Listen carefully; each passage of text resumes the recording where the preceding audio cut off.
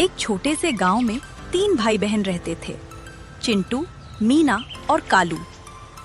चिंटू बहुत समझदार और जिम्मेदार था। मीना थोड़ी चुलबुली, हंसमुख और नटखट स्वभाव की थी। और कालू, वो तो बहुत ही शरारती था। और उसी गांव में एक जादुई कुआं भी था। रात का समय था। तीनों बच्चे अपनी दादी के पास बैठे थे और चांदनी आंगन में हल्की रोशनी फैला रही थी। तभी चिंटू ने दादी से पूछा, दादी, हमारे गांव के उस जादुई कुएं की क्या कहानी है? चिंटू की बात सुनकर मीना भी खुद को रोक नहीं पाई। हाँ दादी, बताइए ना, हमें भी उस जादुई कुएं की कहानी सुननी है। फिर दादी ने बताया, वो कुआं कोई मामूली कुआं नहीं है। वो कुआं इच्छाएं पूरी करने वाला कुआं है। लेकिन वो कुआं लालची लोगों की इच्छाएं पूरी नहीं करता। फिर दादी बोली, तुम्हें एक कहानी सुनाती हूँ। बहुत समय पहले गांव में एक लालची दुकानदार रहता था। वो अनाज में कंकर मिलाकर बेचा करता था और लोगों को धोखा देता था। जब उसे पता चला कि गांव में एक जादुई कुआं है, तो वो भी उस कुएं के पास गया और अपनी इच्छा मांगने लगा। हे जादुई कुएं, मुझे खूब सारा सोना दो। उसकी ये इच्छा सुनकर कुएं के अंदर से एक अजीब सी रोशनी चमकने लगी और फिर उस कुएं ने उसे खूब सारा सोना दे दिया।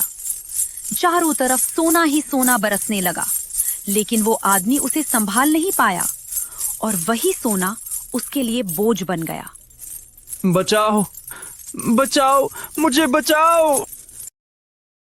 वो उसी सोने के नीचे दब गया। तो बच्चों, कुछ भी उस कुएं से मांगने से पहले सोच समझकर मांगना। दादी की बात और पुरानी कहानियां उनके मन में गूंज रही थीं। फिर बच्चों ने उस कुएं के पास जाने का इरादा छोड़ दिया। फिर कुछ दिनों बाद गांव में बारिश न होने के कारण सूखा पड़ गया। चारों तरफ जमीन सूखने लगी। फिर सभी गांव वालों का मानना था कि इस गांव में जो सूखा पड़ रहा है, वो उस शापित कुएं की वजह से है। फिर सभी गांव वालों ने फैसला किया कि वे उस गांव को ही छोड़ देंगे।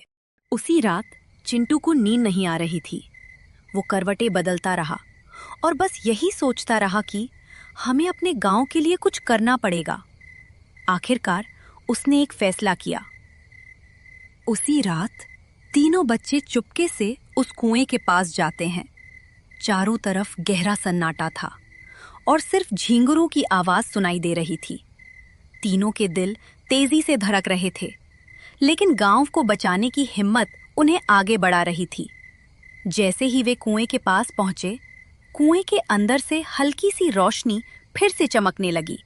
फिर चिंटू ने हिम्मत करके आगे कदम बढ़ाया।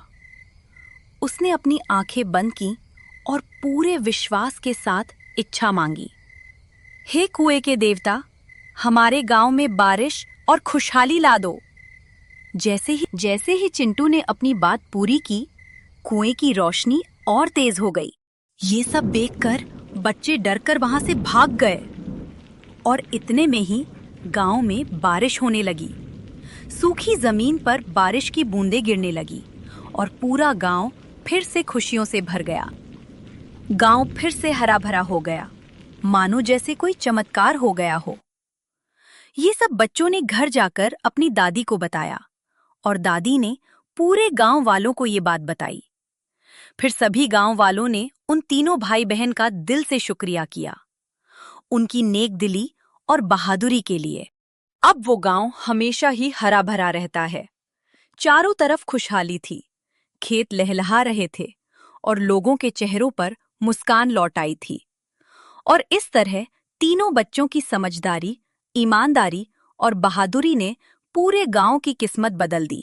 अगर आपको ये कहानी पसंद आई हो तो वीडियो को लाइक करें और चैनल को सब्सक्राइब जरूर करें। आपका एक लाइक और सब्सक्राइब हमें ऐसी और शानदार कहानियां लाने के लिए प्रेरित करता है।